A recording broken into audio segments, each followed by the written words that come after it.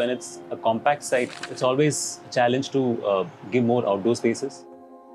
We've sort of tried to make the outdoor to indoor transition very seamless, done such that at any point of the year, you can enjoy some outdoor spaces. So F1 Manyata is a typical modern residence which has responded to the climate and the site.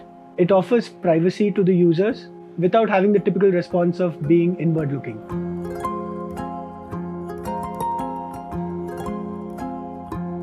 One of the USPs of this project would be that it would age very well because we've not used something that's in vogue or in style right now. I'm Appachu. This is Vijay. We run a practice called Studio 4A. Please note that you can download the PDF and watch the full video on buildify.com. We would gladly answer any questions that come in the comment section and look forward to hearing from all you guys. This is an urban house built on a 2,700 square feet site. This project is in Bangalore, northern part of Bangalore, in a gated community called Manyata Residency. So the client is Vishak Raman. Having studied in IIM Ahmedabad, he was exposed to a lot of brick masonry, exposed finishes. So that was something he wanted in this house. He wanted, a reflection of his college days where he had spent some great time. We've kept it very modern, though the use of material has been restricted to Indian local, more natural stones. Vishak has a small family. It's him, his wife, and his son. We've built the house mainly in 2 levels, public level with their bedrooms, and there's one guest lounge.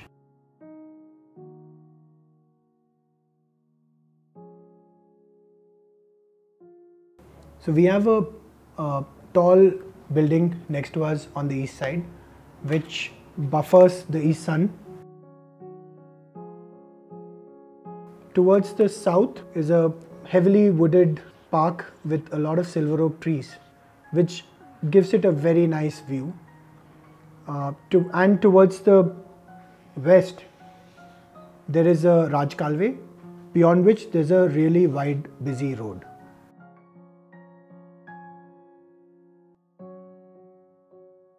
He was very clear about having an elevator in the building. So that allowed us to give very generously proportioned spaces in spite of the site being small. So we have positioned all our important spaces along the views, and we have made sure that our elevator, staircase and other less used functions come towards the neighboring building. So he was into bikes and cars. I mean, he was very passionate about his bikes and cars. So that sort of led to having a large car garage right at the entry, and that sort of helped us to have the living space above the car garage, which in turn gave the privacy that we were looking for.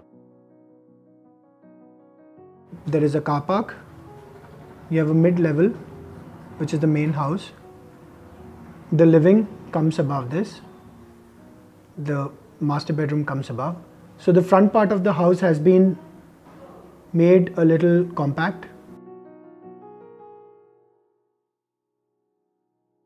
The lattice screen that we have for the building comes on the south and the west to protect us from the harsh glare of the sun.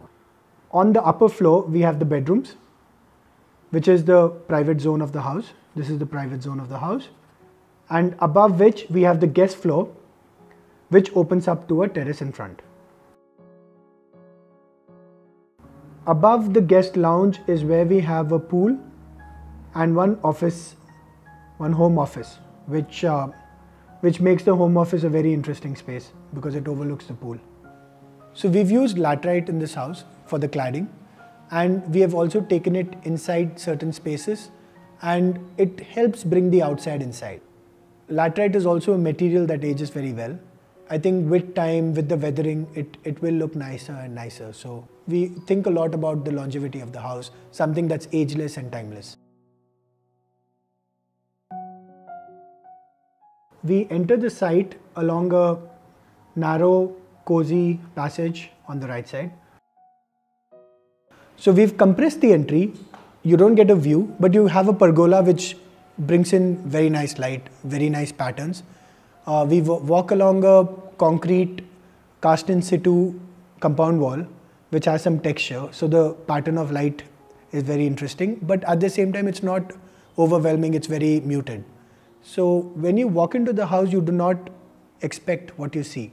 You either look right and you get a great view of the skies, of the lush greenery beyond, or you go left, climb a few steps, reach the living room, and then lush greenery beyond that.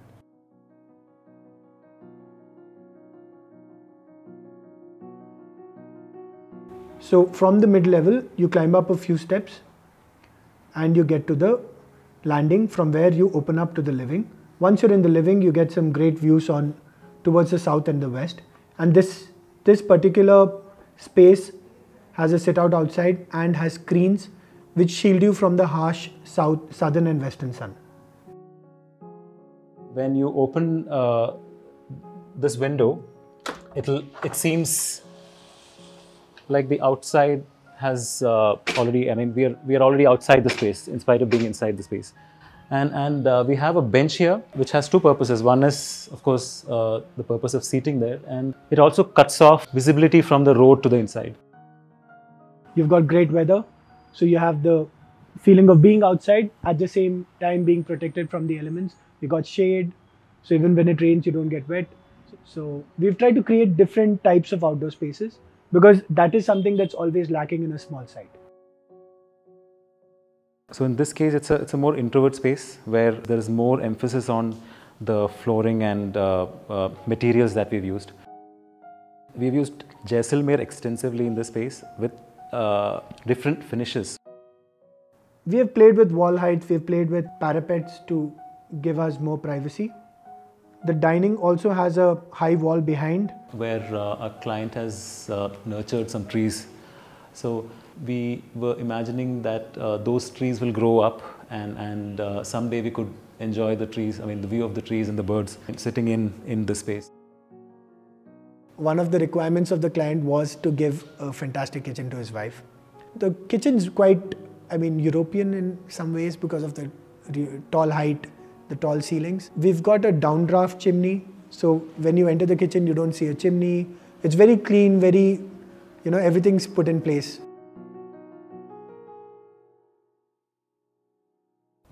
So the powder room is off the dining room in one corner. It's long, deep. That's the only part of the house where we've used wallpaper.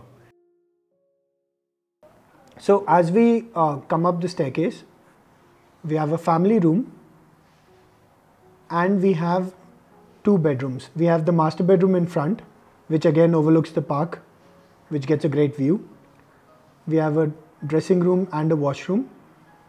And we have the son's room towards the rear. The master bedroom has teak wood for the flooring.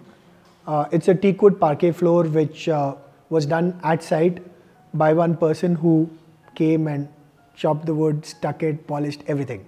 Again, the screen comes in front of it, so it's very private, and I think it feels fantastic.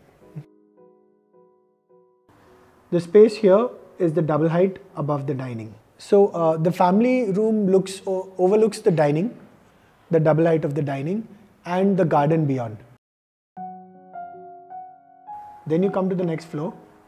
The staircase ends at this floor, and we have an elevator. We have a large lounge with a small study area on one side and two bedrooms at the back. To make the lounge feel large, we've got corner windows that open up completely, and we've also taken the laterite cladding all the way in. So that brings in some relief and some interest to the structure. I mean, the study table is something we've picked up from Magari. It's a very comfortable table, and it's got a very interesting footrest which has some give. So it's a nice place to work.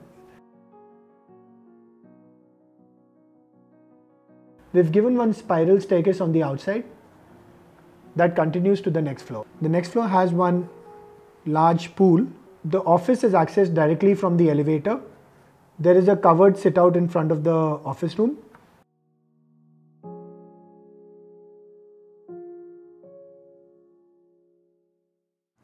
Houses mean different things to different people, but when you're living in a house built by one of the leading architects, what you really look for is a balance between your workspace and your living space. It's completely cut off out of the house, and it's in the 4th floor, and it perfectly blended during the pandemic where I wanted to work from home. We've kept the ceiling of the lounge much higher so that once you reach the office floor, the pool is at your floor level.